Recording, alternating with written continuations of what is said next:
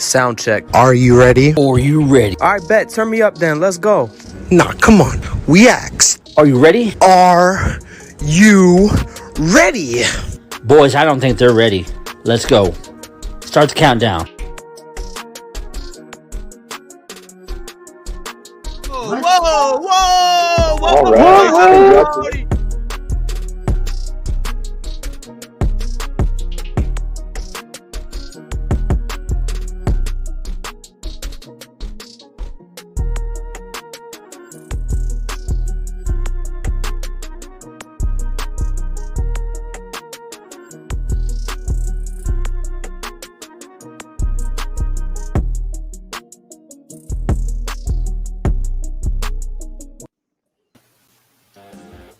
What's going on? What's going on?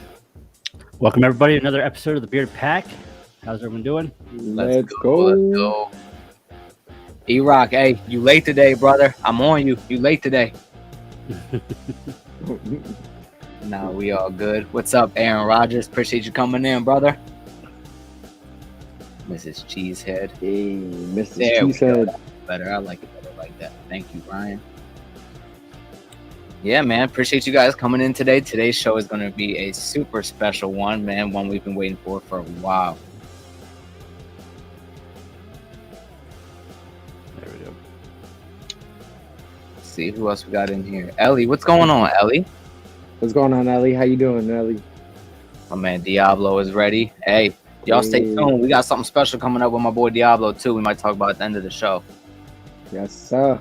Yes, sir. Josh Ricks, appreciate you, brother. Hey, Mr. Gary, G. you know how it goes, man. You know how it The goes. official Gary Lewis. The official. Official Gary Lewis. I like that. Miami Beer Code Vic, what's up, brother? What's going on, Vic? My boy. Hey, What's up, Jay Cruz? What's going on? What's going on, everybody? Justin. That's good. Hey, man, the pack is coming in, bro. The pack is showing up today. Come on, guys. Let's get this out there, guys. Hey, we got a little like more than that. We got a little more than that. There The we view's go. going up. The view's going up. Yep. Hey, already. They're going already. Appreciate you, Mark. What's going on, brother Mark? What's going on, Mark? So let's Guys, talk about what we have planned for today, guys. yeah, dude. I personally am super excited for today. Yes. Someone I may be a little bit more familiar with than some of you guys, but dude, I've been waiting for this for a while since we booked it. Yes. Yeah. We both have. I think JP and I have done our research. We've got our laughs in. We've done our homework, and it's going to be a good show. We're excited to bring you guys as our guest today. So Absolutely. Yeah, so before we get into that real quick, let's just recap. I'll start with myself. Personally, my week is pretty good. Just, back in college now. I'm going to class, doing that whole thing, and I've been working on this, getting ready for this, dude. So good week for me. I'm ready to go. I'm ready to go. Yeah, man. Same here. It's been a good week, man. Been excited for this. We're happy to have Justin all with us, and this has just been our focus this week, just really getting ready for this and give you guys the best show we can possible. yeah. Yeah. I also want to talk about last week. We wanted to give everybody. We decided to stick with StreamYard.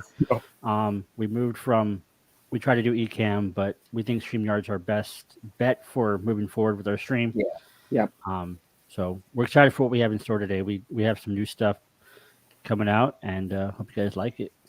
Did you guys look in the green room? Yeah. Okay, Yeah, I saw so that. let's get ready to roll here. We're gonna show you guys a quick Just, quick clip about some of the things Justin's done, kind of who he is, and then after that, we will bring him in and we'll get ready to go. So Let's do it. Oh, good, man.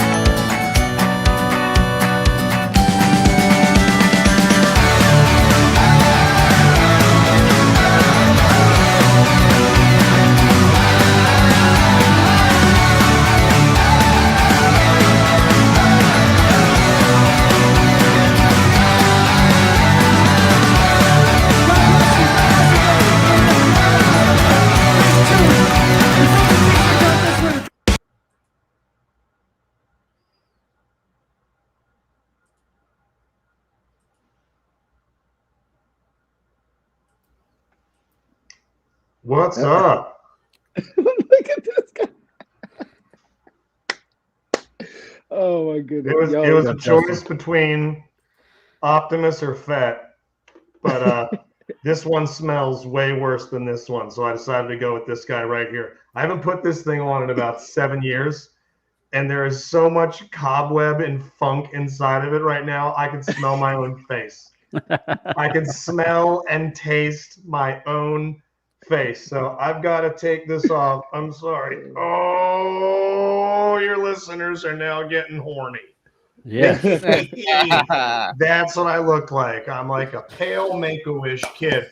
Look at that intro video, by the way. Holy shit, Spielberg. Who whipped up that little masterpiece there? That's nicer than anything the radio station I work for has ever done for me ever in like 2 decades. If you're looking for a board operator, I know a guy. That was I'm not gonna get you the job, so you don't take mine. God damn, that was a nice piece of production. That was a little walk down memory lane. What's up, fellas? Thanks, bro. Appreciate it. Hey, we're super excited to have you on, bro. I've been listening to you for a long time. I know these guys have now done their research on who you are and what you do, and we're all excited to have you here, bro. Absolutely, man. Pumped up. Thank you. That was a nice intro. What's up, Justin Bell? You guys got a good little squad going on in here tonight. Yes. Who was the third lady that checked in? Copper John's beard. Get out of here. Copper John, your father, Platinum Dan, an old Grandpa Gold from the metal family, various metallurgies growing out of your faces. You had a lady that checked in, like the third member of the pack. Was it Ellie? You got a bunch of dimes listening to this program. Oh, yeah. Damn. Men and women. We like to keep it diverse, you know? Yeah, hotties and hotties. Yeah, there you go. Various flavors of sexy. RoboCop and Terminator posters. Yeah. That's a company back there called Displate, Displaet, and they do a bunch of like different metal posters that you can magnetize to the wall. If I could whip this camera in a little bit, you could see my my Bond collection down there as well. Nice. That's all the different James Bonds. There we are. You guys got a nice looking setup there, by the way. Holy hell. Man. I love the watercolor that you inherited from your Nana. Yes, appreciate it. Yeah. And we found it down in the basement. So I was going to say, you might want to open up that thing and pull it out because there's a goddamn treasure map hidden behind that thing. That's the type of painting that you cut open one day and there's like a missing page of the Bible in there that's worth $3 million. That's why it hasn't left the wall. That's why it hasn't left the wall. Okay, we'll leave that there. Leave that there. So what's up, fellas? How you doing? Yeah, we're glad to have you on. We know you are a radio host as one of the top radio programs in my area, Justin Scott and Spiegel. My dad actually listens to you all morning, every morning. I did too, and I do construction, but now I listen to you guys on my way to school and stuff like that. Let's talk about 98 Rock first for the people that don't know what 98 Rock is. Please.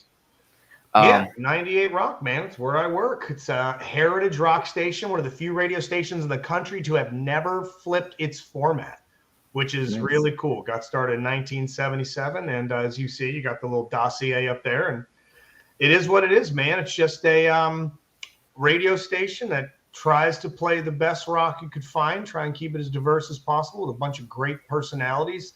Same owner, so nothing syndicated on there. I mean, that's not true. There's a couple like weekend syndicated programs here and there, but like, yeah, it's a great place to work. It's kind of an island in a sea of, radio is still doing well, but radio is kind of an odd medium these days. There's a lot of syndication. There's a lot of people that like work in one market, but they're on in like 9 of them.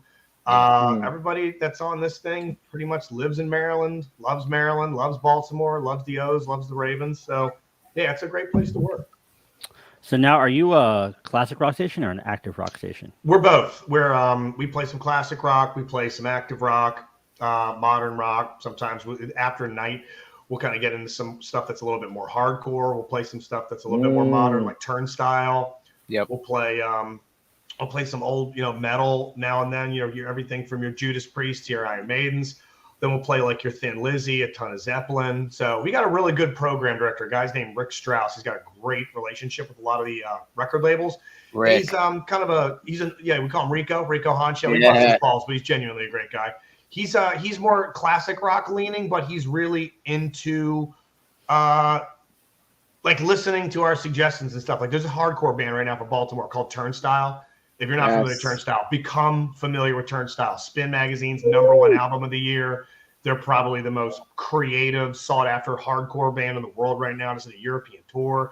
They sold out this amazing show in Carroll Park that went viral last summer. And, they're like right in our own backyard. So he's cool about letting us play them. Now, to be a part of the pack, does everyone have to have a beard? Because not just you fellas, all of which one day I want to drink a bunch of absinthe in a cornfield and touch facial hair. But I'm seeing some members of your crew, like everyone that's popping in has all got like a nice looking beard. Like if you have like a smooth visage, you got to take that shit and tell your story walking or what? So a little backstory with us. When we started this, we wanted to do like a beard channel, but then we wanted to be different and reach out like different avenues of like things that men like to do, like barbecue, comedy, music, just beard stuff in general, men's health and men's grooming. So originally it started out as a beard channel. We have a lot of friends that we have in the beard community that follow us, but we're branching out and growing into a man channel, I guess you want to call it. Okay. All right. I like the beard community. I didn't know about the beard community, but I'm glad to be a part of. Oh, you're gonna learn soon. Trust us. We got some we got some surprises for you coming, and you're gonna learn. You're gonna learn. Yeah. So just to give you a little heads up, there is a group in here. Let me find him. What's up, Dad Ron? Yeah, I'm gonna get my ass out to Denver. Hey, if you're anybody from Denver, if you know the Grawlix guys, Ben Roy and the rest of them, they used to do the show on True TV, Those Who Can't. Denver's got one of the best comedy scenes in the world. There's a group called the Grawlix, Grawlix. Yeah, you're near some good comedy out there and a bunch of funny dudes. They're like a punk rock comedy trio that got their own TV show. So Denver, what up? Oh, I got a great story about a giveaway that we did once in Denver that we had to stop doing because someone got too high. Well, before we get into that thing, this company right here, they're in your backyard. They're in the state of Maryland. Yeah. They're Southern Maryland, Justin. Oh, wow. South Hell and the River Styx. What up? What part of Southern Maryland? We talking Lexington? I think he's in Indian Head. Indian Head. Oh, my God. Indian Head makes Waldorf look like goddamn Paris. Yeah. Wow. Okay, damn. There's Southern Maryland. There's Mechanicsville. There's Pomfret. There's La Plata. And Indian Head, that's its own culture. A lot of people that work in the military around there. My mom lived in Indian Head for a little while. Yeah, Indian Head. What's up? Waldorf. The swamp, South River Styx. Yeah. 301 Crane Highway. What up, Wigwam? Yeah, okay. All right, I'm about that. All right. So on behalf of the Bearded Pack, they're a new company. They're a punk rock based company.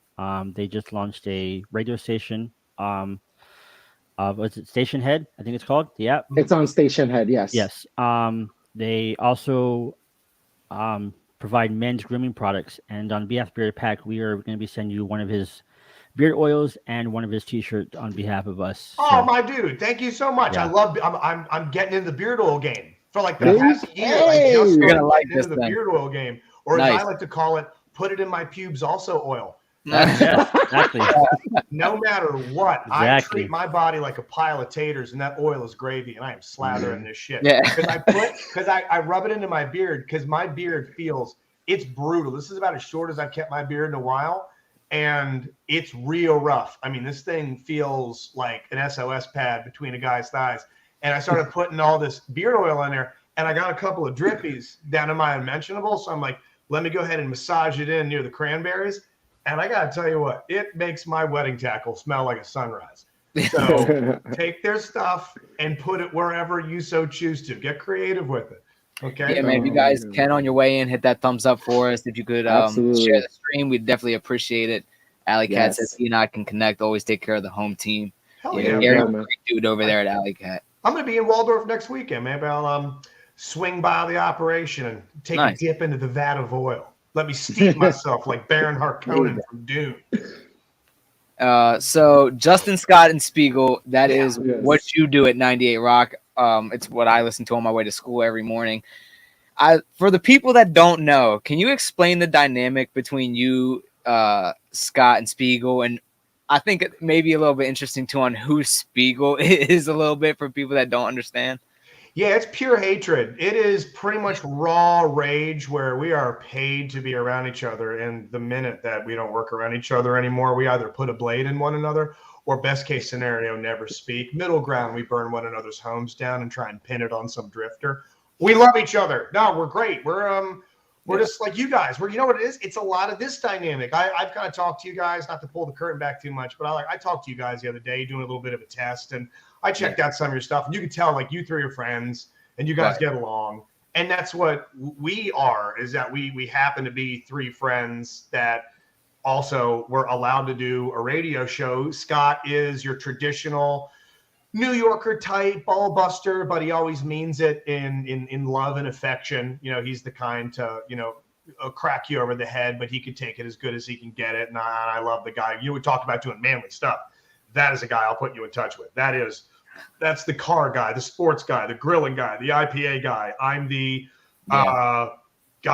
drink awesome. A twisted tea in the parking lot of a Build-A-Bear guy, cry during a Guinness commercial when a bunch of friends are playing wheelchair basketball guy.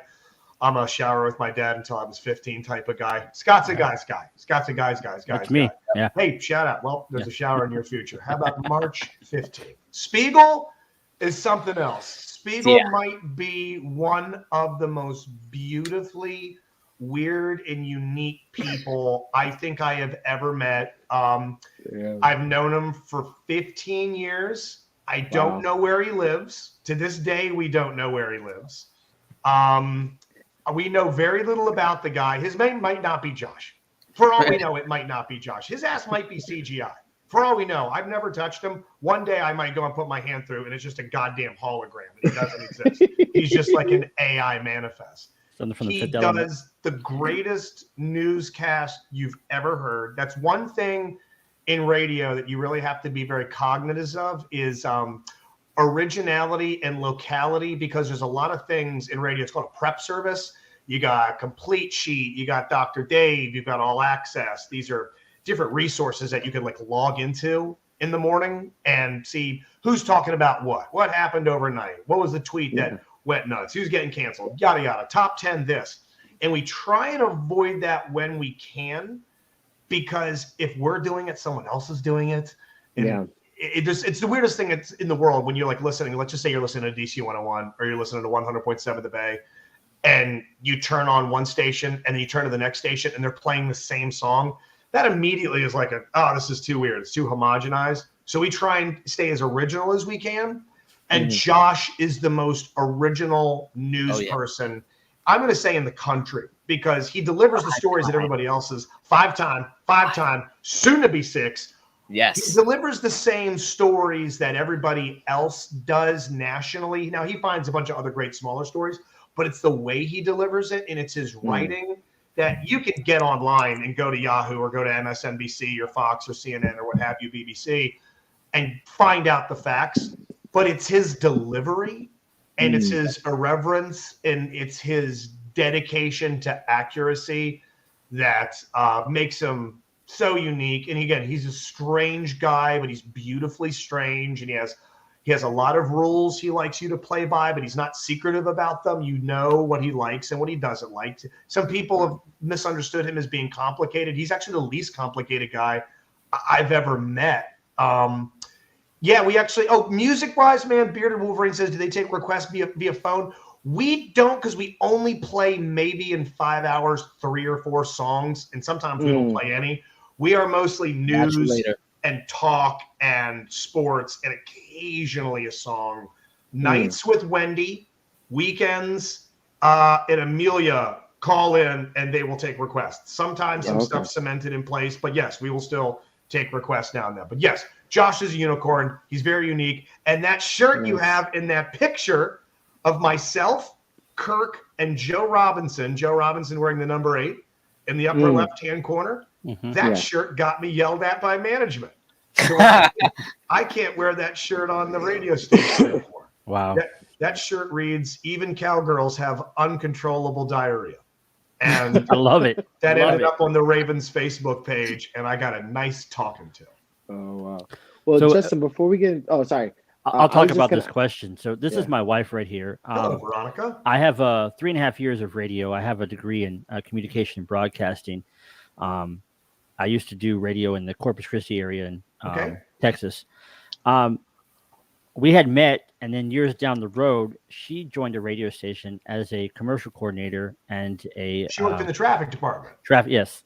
Yep. And small story short, different markets, but same company, and we worked for the same station years apart. So that's pretty cool. Which station did you work? Because I know KMXR and KRYS out there, and KZFM. Where did she work? Well, she worked in Amarillo. I don't remember the call letters, but I worked for KKPN, the classic rock station. And then I also worked for KPUS, which is a top 40 hip hop station that's out in the Is that area. The Eagle? The Eagle was, yes. And then it was the Planet 102.3 was the other one. Got it. Okay, cool. So nice. Very nice. Yeah, traffic is important. You just saw her. She just popped up with a fun factoid. Traffic, for those that don't know, you think traffic, you think of road traffic. It's a different type of traffic. You have a traffic department as far as, hey, right now in the JFX, there's a flaming tipped over bus full of albino orphans that will never get to be adopted. So be sure to take your way through the city and watch out for some of those squeegee kids. They're all wearing nails. And what traffic that she did is you traffic the stuff on the air to where all the commercials and music and elements and sweepers and sounders and promos. It's like if the airwaves are a road, she would make sure all the cars are going in the exact proper direction to make sure all that stuff fits, because there's like 7,000 things in a day that have to perfectly like jigsaw puzzle together. And that's a very tough job to do, because you have to be so to the minute accurate with stuff. That if you got a good traffic director like your wife is worth their weight in gold. Yeah. Yes, you see here, this is the other time we met down there at the Ravens game. That was when I was the drunk guy saying, "Hey, what's up?" And Scott, as you can see, wanted nothing to do with me, but you took a photo with me, which was cool. So. Oh, was that me pointing up at you? Wait, where was that? What Ravens game was that? Dude, that was back right. I think that was the season before COVID, when you guys would do the like a halftime pass for cash. Oh, we were doing the pass for cash. Were you there the day that the lady that looked like she woke up out of a meth bender was doing it? The lady that was like 1 billion years old. I mean, she looked like a goddamn Walking Dead. There was I think I was there that day. Oh, she was amazing. They pay me to like hype up the crowd. If they throw it through one hoop, it's 5 yards. The next hoop is 10 yards. The next hoop is 20 yards. And they get all of them. They win like $10,000. This bitch looked like a reheated go-go taquito somebody dropped in the parking lot of a goddamn 7-Eleven and just decided to shave off Dom DeLuise's chest hair onto her, put a Ravens jersey on, and push her out in front of 30,000 people. Yeah. She was a mess. If I could find a photo, I'll DM to her. She had like the no teeth thing. Her cheeks are all sunken in. Like her hair, you could smell how gray it was. Her hair was mostly just like menthol smoke that had solidified into like a nice corn silk. And I have to be like, "Are you ready? Are you ready to get this ball through the hoop and win $5,000? No. All right. God damn it. Let's go." And I mean, she's throwing it 500 yards out of the way. I think one time she threw it at her own foot. It was, I remember that. I'm looking at that photo of you there too. You have a nice jewelry endorsement. You got some rings going on. What am I looking at there? That's some ring going on. I see a wedding ring. Do I see one on your index finger? Yeah. What kind of ring is that? Is that for I was rocking my biker jewelry, my skull jewelry. I was gonna say that's either for intimidating or tickling. Yeah. A little bit of both. There we are. Oh yeah. The prostate riders. Yeah. Exactly. There we are. But Justin, so when did you decide that you wanted to do radio though?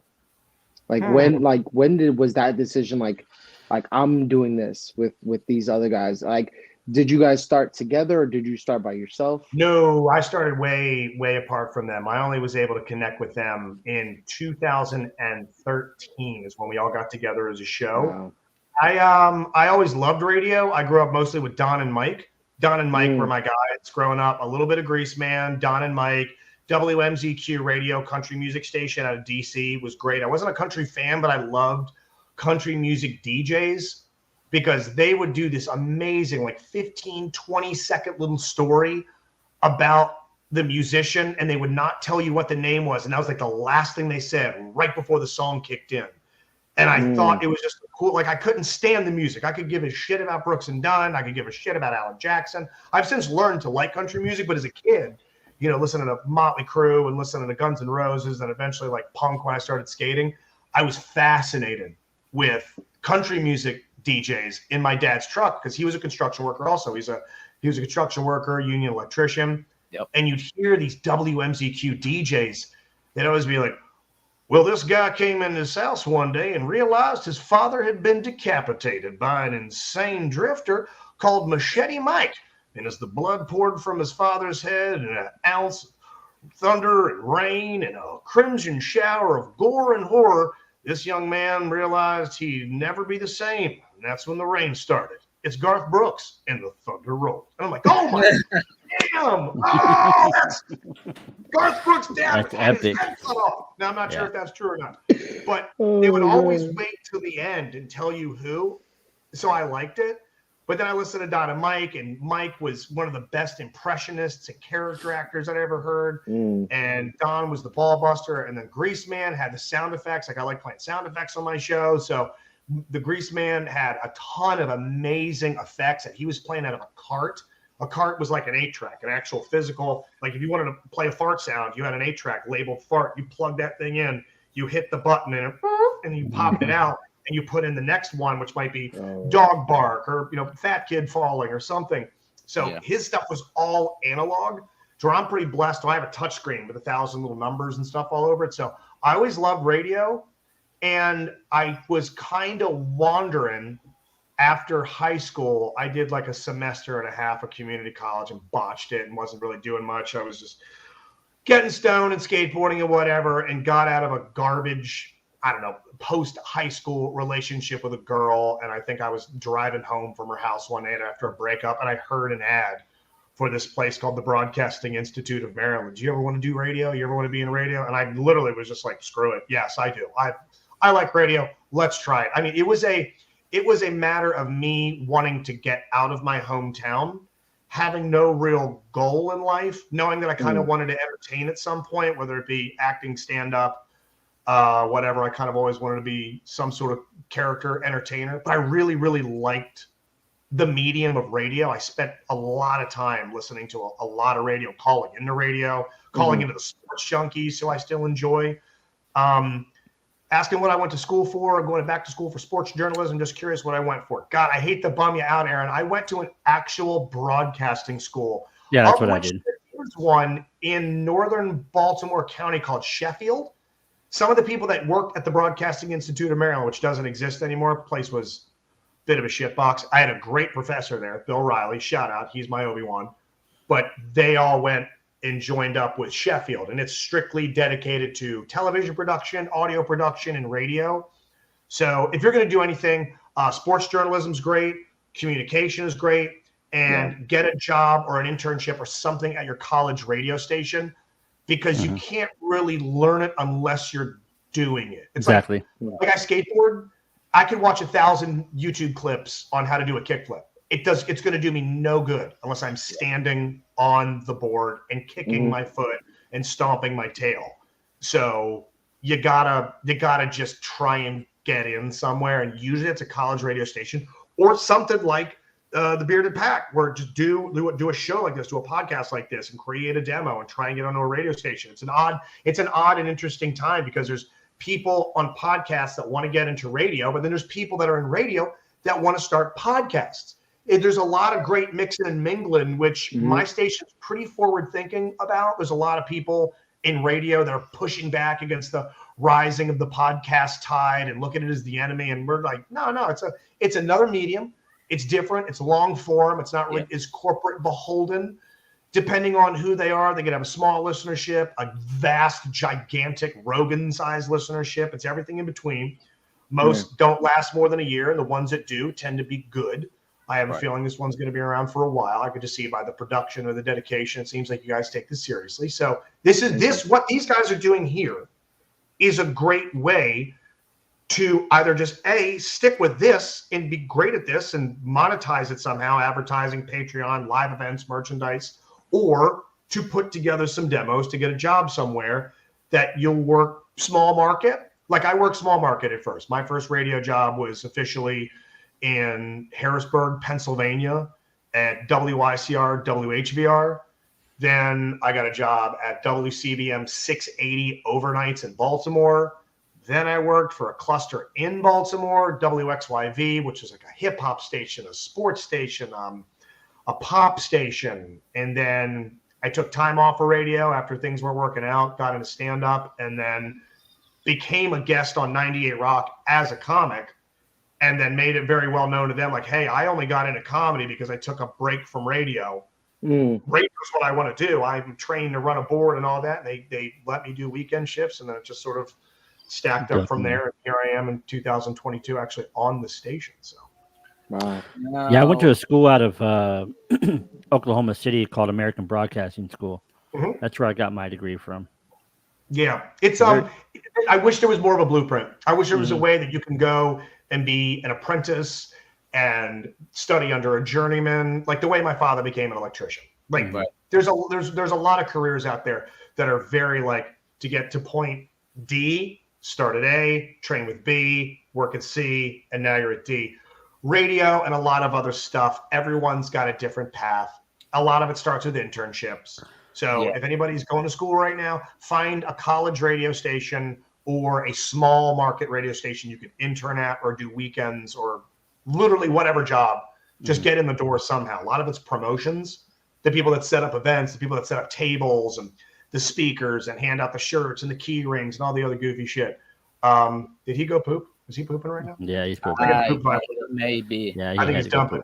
Yeah. I don't think he won those trophies, by the way. I smell bullshit. Those are purchased. Did he purchase those? Those things are purchased. Okay, he's back. Okay, don't pretend we didn't say Did you anything. wipe? No. Seriously, I think those are two. He earned those trophies, and he really knocked it out of the park earlier. Yes, And, that's kind of the route that I'll be taking. I'm kind of doing the same thing as Aaron. I'm in college now for sports broadcasting, so this is kind of helping me get along my way. But just to keep this shit moving, let's talk about what you guys do outside of the station, kind of giving back to the community. And this is something that's actually coming up soon. I really wanted to highlight this because this is a great cause. Special Olympics Maryland. And before I let Justin get into this, guys, the link to donate to Team 98 Rock is actually in the description of this video. So, Justin, why don't you tell the people about what those proceeds will go to? Thank you. Yes, and I really, really appreciate that, by the way. That means the world to me. Another big part of radio is being hyper-local and being community-focused. Not just, fart sound effects and drinking beer and giving away tickets to bands that aren't going to be around in 2 or 3 years. It's like being a part of the community and supporting stuff. Like I see you've got some stuff there for the Brigance Brigade, who we love. It helps people with ALS. Yep. And the Polar Bear Plunge helps people in Special Olympics get the training they need, get the equipment, get the travel. There's something like, God, I think 6,100 active Special Olympians athletes right now that you just need help with equipment and training and facilities and whatever. And a lot of the stuff's pretty privately funded. So the big fundraising time is January. And we do this big Polar Bear Plunge where everybody gets in the water at Sandy Point State Park. And it's a party. It's awesome. This year, it got pushed back because of the Omicron wave, but it's still going on. It's going to be March 26th. Sandy Point State Park. And yeah, it's fun. It's just a great big party. You freeze your balls off. You go inside. You drink a bunch of hooch. You listen to a bunch of music. It's like a festival. Yeah, it's great. We love the guy's name's Jim Schmutz that helps us out with it. SOMD.org if you want to go find out more. But yeah, Sandy Point State Park. And yeah, we love Special Olympics Maryland. There's some of the most incredible athletes with incredible stories. Look up Adam Hayes, a guy that's had like an amount of surgeries that would send any one of us to the grave early. This kid gets like his skull cracked open once a year and then goes on a 30-mile bike ride the next day. Or he has like, he had a bunch of surgeries for seizures when he was younger. And then a month later, he's skiing like 15 miles up a goddamn mountain and base jumping off the other side. Like, the stories are amazing. So yeah, anything that anybody wants to do with the Maryland State Police Polar Bear Plunge, it is awesome. Yes, Veronica, it is intense. I have super plunged before, which I would rather suck COVID off a doorknob than do again. It's 24 hours worth of plunges where you go in the water once an hour for 24 hours. And by the time you're done with it, you feel like you've taken hallucinogenics, from what I'm told. Yeah. Oh, wow. It feels like you took a bunch of mushrooms and you're hallucinating by the time the next morning rolls around. But yes, getting into and out of that water, it's a religious experience, and that's cool. Now we love taking part in it. Yeah, guys, check that link. The link is in the description of this video if you guys want to donate to Team 98 Rock. And like we said, it's going to be a great cause. So right, let me move out the way so they can see you pointing. Pointing at my penis. Now, aside from 98 Rock, I think we can start maybe getting into some other ventures here, guys. Let's talk about another big thing that you do in the Baltimore area. Die Laughing Productions. Oh, yeah. Hell yeah. Let's talk about how this got started. Was this before radio or was this during radio? No, this was during radio. This got started in 2014. Awesome. Wow. I would love to make a new show. Oh, my God. Yeah. Oh, so we got a bunch of stuff coming up. DieLaughingProductions.com. We got a murder mystery on Valentine's Day. If you guys want to come out to Magoobies, we're going to be there. Dope. We're going to be, if you want to make your way to the DC Improv, one of the best comedy clubs in the country. Excuse me. We're going to be there on Wednesday. And so just DieLaughingProductions.com. Go to the website. And the way it got started is that the two main guys of it, basically the Ben and Jerry of this bad boy, is Rob Mayer and Joe Robinson. And the guy in the bottom picture that has the long hair, that wig, who he hates that wig. He does not like that wig. He hates that photo, so never stop sharing it. And the one guy who looks like a diabetic Batman standing next to, I'm on a government watch list Superman. That's me. They call me the Diddler. That's Rob Mayer. And they went to a murder mystery in 2013. They got a Groupon. And I remember, I wasn't there. I wish I was. It was in Greektown. I wish I would have seen this because I would love context. But they went to this murder mystery at a restaurant in Greektown. And they said I think the tickets were after the Groupon, $45 each. You got a drink, you got a show, and you got a meal. And then, obviously the murder mystery went down. Says it was the worst goddamn thing they've ever seen. Says it was a cluster F of such an immense caliber. It was just people tripping and falling over themselves on stage, and not in a good way. Said it was just horrendously unfunny. Went too long. Nothing made sense, and it sucked. And afterwards, Joe walked up to the manager and was like, "Hey, listen, I know, not your fault, whatever." It's like, that was pretty goddamn bad, right? That was really, really bad. Is this their first time here? And the manager's restaurant's like, "Oh no, they're here every weekend." And there's like 200 people in there. He's like, "So wait a minute, hold on. So is this like a special show?" He's like, "They sell this place out every weekend. 200 people for $40-$50 a pop, something." And they were like, there's no way this thing exists. It's horrible. And they're making money. We know a bunch of great comics: Sean Gabbard, Tommy Simpazzo, Eric Woodworth, Katie Push, all these amazing comedians. We could do a funny one and make this better. And sure enough, Rob and Joe wrote one. And we did. It was called The Last Laugh. It was a comedy roast gone horribly wrong, where everybody roasts this real piece of ass garbage comedian. And by the end of it, something happens. He takes a sip of his beer. He dies. You're trying to figure out who of the roastees killed this guy. Wow. And it worked. And we did it, and it worked. And we wrote another one that was based off of the Match Game, where these couples get up and do it. And I think at this point, we might be on our 13th one. Nice. We've written 13 separate stories, and we've toured this thing up and down the coast. We've taken it out west. We're going to be touring this thing in the Middle East. We've taken it to Vegas. It's the most successful comedy thing I've ever been a part of. And it's with my best friends. Outside of like the radio show with Josh and Scott, Joe, Rob, Tommy, Eric, Sean, Katie, they're all my best friends. And it's easy. It's grimy. It is so rated R. And we let the audience take a role in it too. We hand out roles to people. So it's so perfectly purpose-built that if you read exactly what we give you at Die Laughing Productions, read just what we scripted, it'll be funny. And if you shit the bed and you completely botch it, it'll be even funnier. Like, it can't go wrong. Right. I've done stand-up for going on 17 years now, and I'm batting about a 620. This thing is like in the 980s as far as not bombing ever. And if it does go kind of off, you're up there with your friends. So you spread the misery around. And if it goes great, you're up there with your friends. So I love it. It's one of the funniest things I've ever been a part of. Yes, February 9th, DC Improv. Love Marriage and Murder. It's superb. It's one of the most. It's probably the thing besides my radio show I'm the most proud of I've ever done in entertainment. That's awesome. Yeah, and if you need to, you guys can go to YouTube. Justin Schlegel, you can type it in there. You can find some of his stand-up clips on there. Some hilarious stuff, man. I've been watching it since we knew you were coming on. And you got some great material. And what brings me to my question. Where do you get your ideas from? I mean, do you deserve a situation and get your material from there, or does it just come off the top of your head? In regards to stand-up or radio or murder mystery? Just in stand-up comic.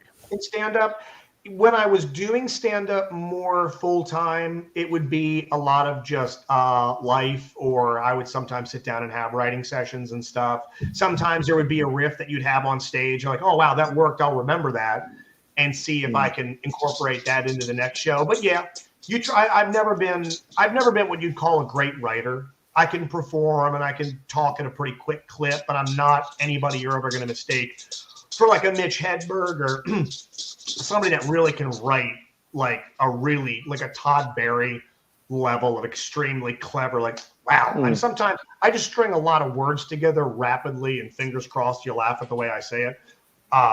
Yeah, it's just been a lot of times where if I like with this group of people you see on screen right now from Die Laughing, we'll all be riffing and hanging out. And if I happen to say something that seems like pops my friends, I'll kind of make a little note to myself. So yeah, that's it. Now I've got kids and, I live in goddamn suburbia and penis doesn't work and I've got scoliosis. I need to have myself hernia surgery soon. So physically, I'm quite literally disintegrating in front of your eyes.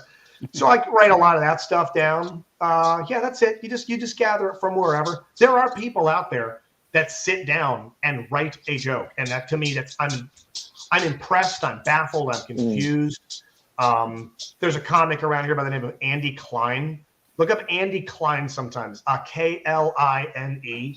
He's incredible. And he's a joke writer to where he can sit down and go, I am going to write something funny with a twist and some wit and brevity and an economy of words. And I'm like, I don't know how you do that shit, but it's incredible that you can. So, yep, everybody does it in their own way, and that's mine. I just wanted to highlight something. Yeah, that Bernie is next week. So this week we have Justin. The oils will be released next week. So yeah, we'll talk about that a little bit at the end of the show. Talk about that later. Yeah, so stay tuned. So Justin, what are some of your favorite comics? Who do you like idolize, or who do you look up to, or on a professional level? Got Brian Regan is probably my favorite comedian of all time. Yeah, definitely.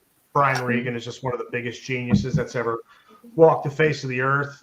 I love Dave Chappelle. I think Dave Chappelle, Bill Burr right now, I can just listen to Bill Burr read the goddamn diner menu and just come unglued. But I'd have to say, of all comics I've ever laughed at the most, I'm going to say Bill Burr's Brian Regan's I Walked on the Moon, I think is the greatest comedy special that's ever been released. I think it came out in the late 90s, I believe. If you ever want to get a chance and go see it, he is, oddly enough, because I'm not, and I don't need this at all, but he's incredibly clean. He's spotlessly PG clean. I mean, G-rated clean. And most clean comedians are utter creeps. I mean, are some of the biggest scumbags you've ever met. That's why I trust like a Jim Norton, who I love. Like Jim Norton puts all of his disgusting, perverse, sexual, hilarious flaws out there. And Bill Burr sort of does the same, not so much with perversion, but, self-deprecation and some of his anxiety-riddled, observations about the world. Like those people I trust. The great late Bob Saget as well. Saget's the same way. Saget was just so filthy. Like your clean comedians they're complete psychos. Bill Cosby was the cleanest comedian that's ever been known. Was yelling at people to stop listening to rap music and pull your pants up. And then meanwhile, he's just sexually assaulting everyone. Every clean comedian besides Brian Regan I've ever met have been utter son of a bitches off stage, back at hotels, bars, whatever. And the filthy ones are the ones you could trust and actually commiserate with. So Brian Regan's very, very special. Also the fact that he's never done TV shows like sitcoms or movies. He doesn't really do a ton on social. Yes, I love Gabriel. That he's just so unique. He's so unique. I love the guy. And I also love people like Bo Burnham's last special. I find fascinating because I can't do it. I like people that do what I cannot do. Bo Burnham's last special was, I wouldn't even call it funny.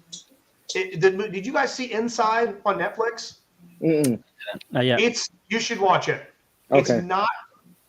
God, this is gonna sound so weird. It's not funny. There's a couple very funny moments in it. There's some very funny moments. Did you hear what he did? This pandemic special he released last year? No. For the most part, I don't get into musical comedy. It's never been my thing. It's not bad. It's just not my thing. And he did like the keyboard and the guitar and all that. And part of me at first thought he was a little pretentious and maybe a little preachy. And I had this agent who I can't stand. I hope wherever she is, she's in pain and has an ingrown hair in her left labiatic flap. She loved Bo Burnham. Was like, you should sing songs like him and do tweets like him and be 21 like him. Like, bitch, I am from the swamps of Charles County and a relative taught me to kiss. I'm never going to be Bo Burnham. So I didn't like him. But then he had actually a legitimate like panic attack, like anxiety attack, and stopped performing for a long time because I think the fame got to him. And right as he was about to kind of come back out of it and got some good mental health assistance and saw some therapists, the goddamn pandemic happens and he gets trapped inside. And he does this special on his own. He shot it, he edited it, he wrote it, he performed it, and delivered it to Netflix last year called Inside. And it's this completed work. They didn't edit anything. He just gave it to him and said, air it. And you get to see a man over the course of a year. I mean, even the way his beard starts to grow and his eyes sink in, he starts to lose weight, his hair looks like it's falling out, and the room around him gets filthy. Like it's not a put on, it's not a setup, it's just his room. Yeah. He loses his goddamn mind. I mean, there's a moment where towards the end of it, he has a legitimate, confirmed, verifiable breakdown. And they left it in the special. So you're laughing like 10 minutes ago. Holy hell, laughing his ass off. And then a moment later, you're like, I need to get over there and give this guy an edible arrangement and an HJ because he is going through something right now. So that's one of my favorite comedy specials of all time. Brian Regan's I Walked on the Moon, most recent one, Bo Burnham, Inside. I'm watching that. Watch it tonight. And he writes some songs in these things that are bangers. I mean, I listen to them at the gym. Bangers. You'll see. You'll trust me. You'll know just what songs. I'm tagging you, Justin, after I watch it. Let me know when you've watched it. But, okay. To highlight one question earlier, sorry. So someone asked, are you into, do you watch Fluffy? I was going to ask, do you watch him or Jeff Dunham or any of like the other comics that are out there like on Netflix or anything like that? I think Gabriel Iglesias is great. He's not necessarily my cup of tea, but he's extremely talented. I was more of a John Panette guy. Rest in peace. And who was the other one you asked? I'm sorry. Jeff Dunham. He's like a ventriloquist. Jeff Dunham. He's the bit on a stick. Yeah. I know of him. Again, he's not really my cup of tea. He doesn't make me laugh terribly much. He's incredibly talented. Also, he's a guy that sells out the DC Improv. He still goes to the DC Improv. He could sell out theaters these days. Yep. He's the nicest guy you've ever met. He also gets the door, I believe, at the DC Improv, which means he gets what they charge the tickets for. And I know what he charges, and I know how much he sells out, and he walks out of that bitch with 6 figures on a weekend. Murder. Same with Fluffy. He's another guy, Gabriel Iglesias, that, again, he's not like somebody that I'm like, oh, he's coming to town, I got to see. JB Smoove Leon from Curb Your Enthusiasm. You ever get a chance to see JB Smoove? Oh, Holy wow. shit. Doubled over funny. Every single show completely unique, hilarious. But both of those guys mentioned, Dunham and Iglesias are both great comics and more so importantly, great people. They're incredibly nice people, and they treat the staff well. They treat the undercard comics well. They don't kick you out of the green room. They don't let you go in there. Like, there's a lot of comics I've worked with that are sons of bitches, that are absolute bastards. That you're like, all right, you might be funny, but you're just a human, just diuretic blob of an existence. I can't be around you. So I liked you before I saw you. I liked you before I met you, and now I know you. You're a bastard. So, yeah, both of those guys luckily great. Okay, well, JP, I think you want to go ahead and get into the topic you've been wanting to talk to him about. I know you're super excited to get to talk to him about. Oh yeah, man. I was waiting for it. Experience. Bro, Well, let me lead off, JP. Go ahead. Huge wrestling fan. So when they showed me these, I was like, oh, I cannot wait to talk to them. So before we get into anything, there's one question I have to ask. Please. This picture all the way on the top, what is happening in that picture? Because we looked at it a little closer, and I know you're on the floor, but what is happening at the top of that picture? Do you remember that? Someone's going for a chock full of nuts or something. It looks like they're Yeah, someone that was okay. So there is a video on my Instagram of what happened to me. Okay, perfect. I took a super kick to the face and got my lights turned off. If you scroll down, hold on, I'll tell you exactly where it's at. I gotta find this thing. It is on my Instagram at Justin98Rock. Give me a follow. That's right, guys. Follow him, please. You want to see a dad skateboarding? There you go. Scrolling at the bottom, guys. Scrolling. Where are we at? There is a video. Oh, it's me playing the banjo. I'm trying to find. Oh, I'll tell you exactly what it is. Go to June 2nd, 2019. June 2nd, 2019. And I'm not sure that it's probably not going to capture it properly. Hold on. Oh, there it's okay. are. We could look at it. And then, it's not going to do justice. But I take a super kick to the face. Who did you get super kicked by? A guy named Kokoa from MCW, Maryland Championship Wrestling, an unbelievable wrestler who, if ROH gets going on again, if AEW knows what they're doing, GCW wants to make a little something happen, this guy is an absolute badass. He plays like a Hawaiian warrior, and he's living the gimmick. All right, he is living the gimmick. I talked to the guy backstage, and he is dead stone cold serious. And when he was like, about 12 minutes into the match, I'm going to super kick you in the face. I'm like, okay, so how does somebody do that? He goes, I'm going to kick you in the goddamn face. Get ready for it. And sure enough, he kicked me in the face and knocked me the hell out. So, yeah, June 2nd, 2019, go and enjoy that. You can hear the clip of his foot across my face. And then a moment later, it's no joke. I'm not joking. Yeah. So he is getting a low blow. Oh, yeah. He's taking a low blow after I take one to the mush. Okay, there we go. Yeah, we were wondering what was happening in the top of that photo. Oh, yeah. So you just dropped a lot of names for those that aren't wrestling fans. AEW is All Elite Wrestling. GCW is, I believe, Game Changing Wrestling. Yep. And what was the last one? ROH, if they decide. ROH, which is a huge Ring of Honor. Those are great companies. I know Ring of Honor is currently still in limbo. But as a wrestling fan, obviously, we see you in a picture with Chris Jericho and AEW. Is that a promotion that you're watching every Wednesday and Friday? Do you also watch WWE or Impact or any of the other wrestling channels? I've recently gotten into Impact some. They've gotten very, very entertaining. They're hiring a bunch of great talent. They got staff again. They got some audience again because for a while there was nobody. It's very odd. It's like when people were playing NFL and after the Baltimore, not the riots, the disagreement of 2014 when they played the Orioles game with no fans. Yeah. How weird that was. It's not good without fans there. And Impact was like that, but they got fans back now. AEW is my favorite. I don't watch WWE anymore. I can't do it. The product is horrendous. The people behind the scenes are awful. I have friends there, which sucks. I really, really love some of the performers and some of the writers and the refs. But the way that they treat their staff, I can't condone. And it's like when I was talking to you a second ago about like when you meet someone and you find out, wow, they're great. What a great human being. I'm going to support the hell out of you. I'd rather go and see a C-level comedian that's an A-level person than an A-level comedian that's a D- level person. And that's what the WWE is. I mean, they're just they're liars in regards to why they're releasing talent. They're Oh yeah. dishonest with some of their business practices. Their Saudi Arabia deal right now just reeks of blood money. I can't support that company because of how they treat their staff and the culture that I hear about backstage, especially with some extras and some local talent that they treat like utter dog shit. So I can't watch it. I won't support it. AEW, on the other hand, I've gotten to spend some time backstage. I've actually become acquaintances with Chris Jericho over the past couple of years. Going to be on his, hey, this is an exclusive for the Bearded Pack. Going to be on his cruise next year as a performer. So that'll be fun. I'll be on the Jericho Cruise 5, so that'll be fun. What? That's what's up. I had an AEW tryout back in 2020. Just had another one a couple of weeks ago to do a backstage correspondent thing, which is pretty cool. Really? Yeah, you can scroll down and see some photos again on the There Instagram. we go, man. So and backstage, I see everybody gets along. There's a great atmosphere. Jericho's this elder statesman everybody listens to. Tony Khan, their Vince McMahon, is a very nice guy. He's a very serious guy. He takes it very seriously, but he's kind.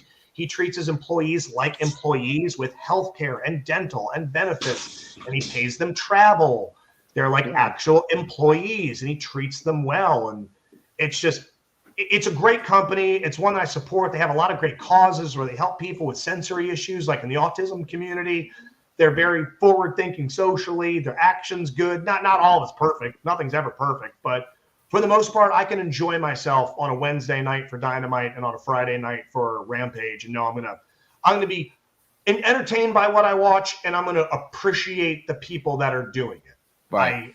That's why I have problems with WWE these days. It is not run by good people, and they don't treat their staff well, so I can't support it. Yeah. So if you guys have any questions for Justin, make sure you go ahead and throw them in the chat here for these next few minutes. We'll try to get to all of those.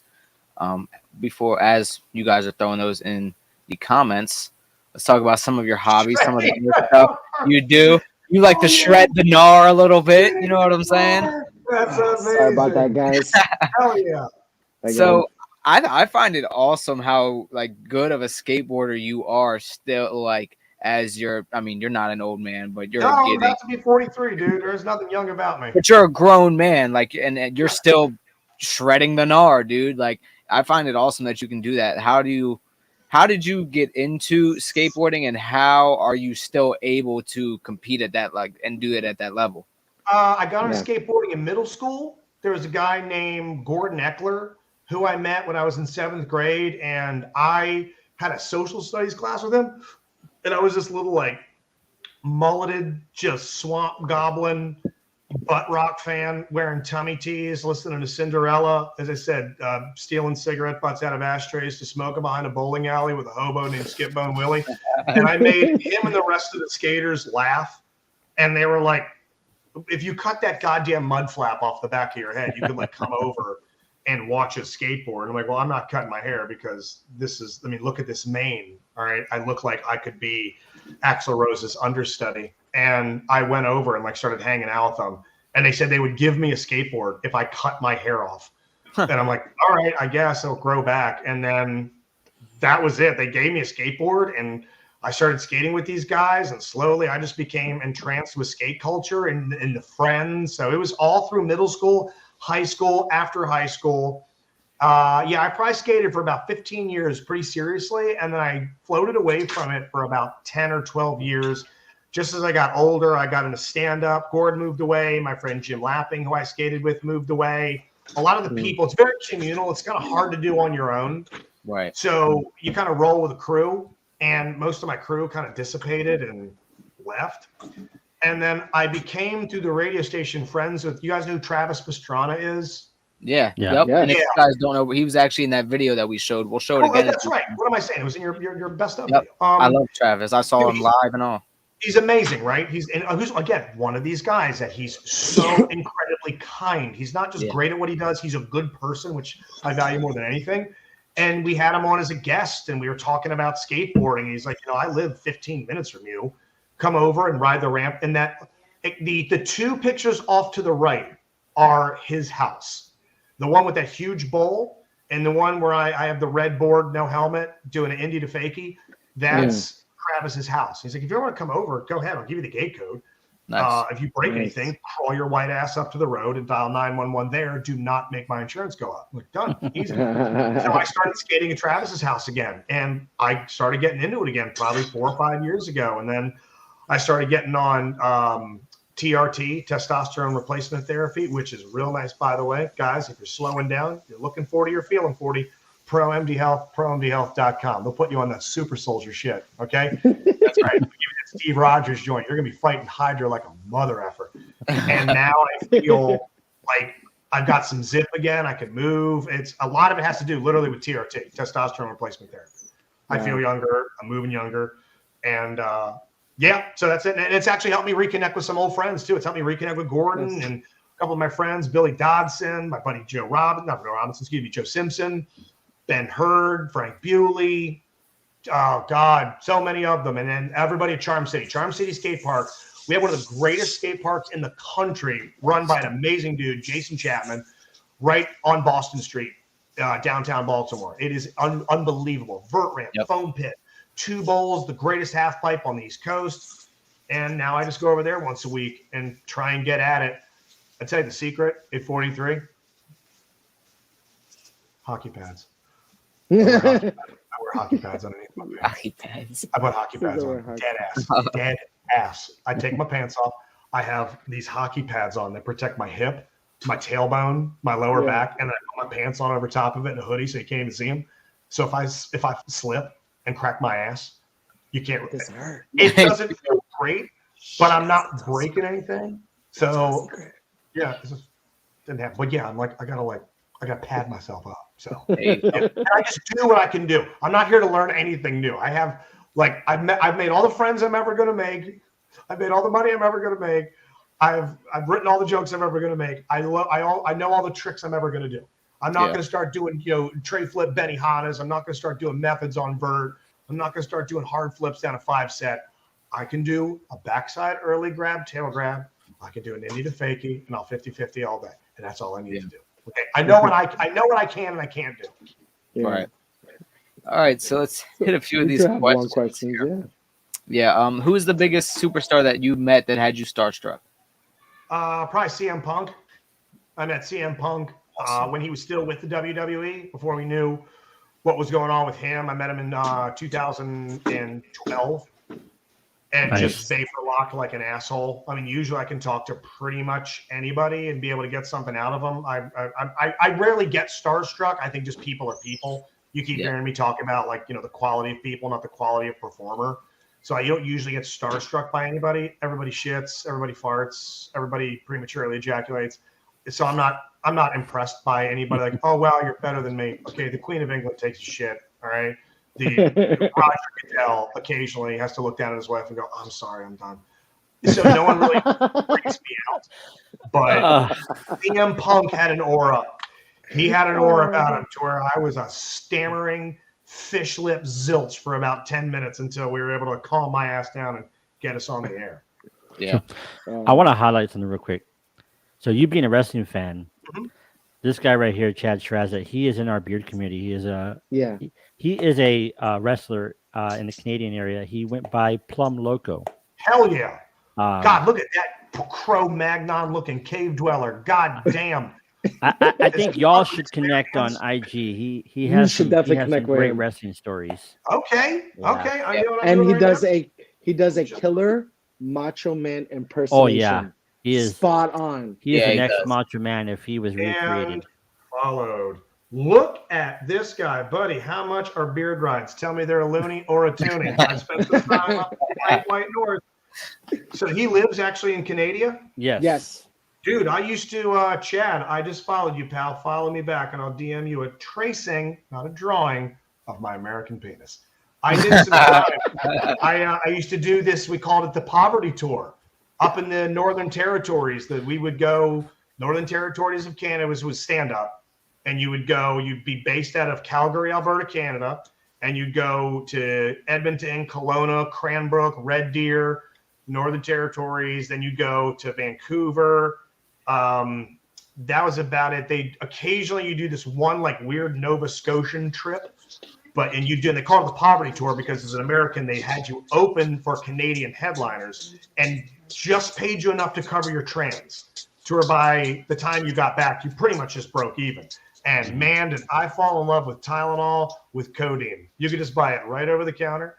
And I used to perform in oil rigging towns. If our boy Chad, if you know anything about Cranbrook, what do you know about Cranbrook, my man? It is an oil rigging town in the middle of nowhere, where the club and the hotel and the restaurant and the orphanage, I think, are all the same building. Nice. And there is an oil rig somewhere 30 kilometers away, and the whole town are just these oil riggers that spend all day long tweaked out of their mind on whatever maple syrup flavored Adderall you guys got up there, rigging oil, doing this, doing that, and they come back and all they want to do is drink Labatt's and watch hockey and not have Dick Flip McGillicuddy here from Waldorf, Maryland, be like, hey, does anybody here have a cat? Like, it's the scariest place I've ever been. It's just the most grown-ass men in the middle of a 4-foot snow swell that have just put in a 36-hour shift and one of the deadliest things you can do, listening to me talk about the difference between the Xbox and the PlayStation. It is, I had a guy at Cranbrook once at this one place walk up and goes, your Saturday night's going to work. You're going to sit there and not say shit while we watch the game. And at the very end of it, you're going to say goodnight. You're going to get paid and you're going to go back to your room. Does that sound good to you? I'm like, yeah, that's fine. Because if you say anything, I'm going to break this bottle over your head and then I'm going to have sex with you while you're asleep. Do you understand?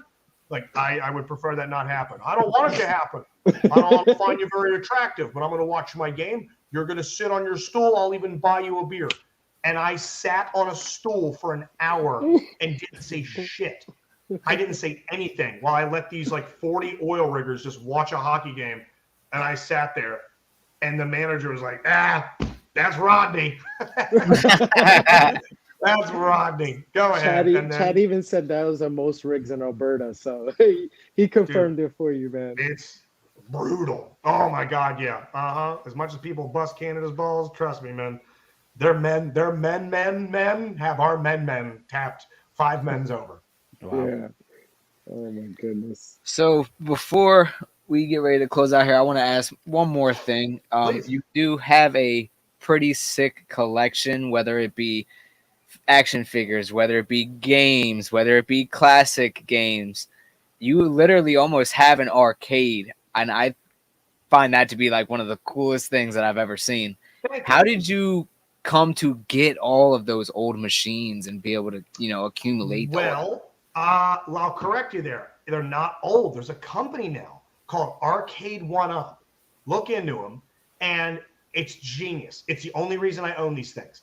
It's a company that officially licensed original ROMs from some of these companies, Galaga, Pac-Man, Asteroids, more modern day stuff, X-Men, Simpsons, the Terminator 2 arcade game. And you buy these arcade machines and they show up like IKEA furniture. You build them. They're made out of like particle board and they couldn't weigh any more than 65 pounds. And you build them and they look like the classic arcade machines. They're about 3/4 scale and they make these risers so they can sit up even higher to be close to original scale. But is to where like an original, I've always wanted a Terminator 2 arcade machine and an original Terminator 2 Midway arcade machine. I think it was Midway, maybe it was a claim, Minutia. It was on eBay. One that's like kind of beat to shit was about $4,900.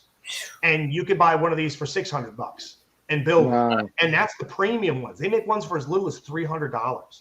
So I just went nuts and started buying them. I mean, I bought their Street Fighter one, their Mortal Kombat Final Fight, my favorite video game of all time. Ghosts and Ghouls. They got a Buck Hunter machine, this Terminator one. So I just buy them and build them. I mean, if you have an Allen wrench, it's literally like assembling an IKEA bookshelf you're going to find in some frat bro's house at, Kappa Phi Delta. And arcade1up.com, and they make a bunch of great products. Their shit's starting to get a little expensive because they're getting popular. But still, if you want to buy a classic arcade machine in meh condition, you're spending a minimum of $4,000, $3,000 maybe for one game. And some of these have anywhere from 2 to 7 games on them. Now, I know some people out there be like, you could build a Raspberry Pi and have like 9,000 games. There's something about having a bunch of arcade machines that makes it feel like you're walking into an arcade Troy, when I go out into my arcade out there, I'll go and fire everything up and turn the sounds on and put the attract mode on because I grew up in the arcade. I worship arcades. I miss arcades. I'm trying to get the Tokyo to go to the Super Potato Arcade. We've got an amazing one around here called Crabtown, USA. I love an arcade. I worship arcades. The Golden Dome in Hyattsville. So I always wanted to live in one. So I've slowly over the past 5 years been building mine, but they're all reproductions. None of them are original. Okay. Well, just a small plug. There is actually a beard company that a couple people highlighted. It's called 8-Bit, and they theme their oils based off of video games. Yeah. No shit. Like old Super Mario, stuff like that. And they even have like an emulator. Like Rampage, that would be amazing. If I could have, like, the elf needs food. If I could have. They have some food scent ones, and they even have their last one that they released that I was able to get my hands on was like a vanilla tobacco, but it's a really nice, and it emulates off of King Koopa from Mario. It's called 8-Bit Beards. Yeah. 8bitbeardco.com. Duck Hunter, Blue Devil for Sonic, Pink. Oh, I see what they're doing. Look at these. Yeah. The Hero of Time. All right. They're getting around copyright. Very clever. Exactly. Get out of Dodge. This stuff is great. Holy hell. I will definitely look into this stuff. And they have emulators online. Yes, they do. Wow. That was the next thing I was going to tell you. That's funny. I actually just bought today a GDEMU Dreamcast off of Etsy that has every single Dreamcast game ever created built into the thing on a 400 gig hard drive that's showing up. Love me some Dreamcast. Yeah, I'm trying to build my. I got all the minis, the TurboGrafx, Genesis, Nintendo, Super Nintendo, PlayStation. I got the Sega Atomus Wave in the other room. Fingers crossed will come out with a Saturn one day, and I got this Dreamcast emulator showing up in a couple of days. So yes, that is a very cool product. I will be spending some time on their website. Nice. Now, I just want to let you know that these small batch companies are a lot different. I'm not sure what you're using now, but a lot of these small batch companies, the feel of the beard and on your face is so much different than the stuff that you would buy at your local Walmart, Target, and stuff like that. So it's a cool experience.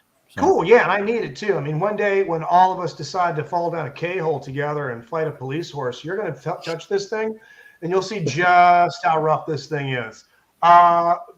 We're going to put you on. We're going to put you on. A Panasonic 3DO. Are you kidding me? Of course I do. I've got Blade Force. I've got Way of the Warrior. I've got Road Rash on that son of a bitch. I've got Alone in the Dark 1 and 2. You dealing with an amateur here? Beard Will, you get out of here and get on my futon. Get your pants around your ankles. Yes, I own the 3DO, one of the best home versions of Super Street Fighter 2 Turbo and Samurai Showdown ever released. Weird way that they hooked up their controllers. You hooked up a controller to the system, and then the second player controller hooked into the first player's controller called the daisy chain, and that was not fun to play as. So yes, the 3DO, I have one in the other room collecting dust. Nice. All right, well, we are a little over the hour mark. Everyone in the comments, if you could, as we start to get ready to close out here, show our guest Justin Schlegel some love. Thank you for coming on, Justin. We really appreciate it. Thank you guys for having me. This is a blast. You guys got a great show. Appreciate it. Thank you. Thank you, man. We Thank you, really man. appreciate it. It was a great time. You had everybody laughing the whole time. I think you probably gained a few new fans. Let me pull this up here. You guys can listen to Justin every Monday to Friday, 5 to 10 a.m. Eastern. And if you're not in the Baltimore DMV area, you can download the 98 Rock app right there on Ryan's screen. Download that. Listen to them in the mornings.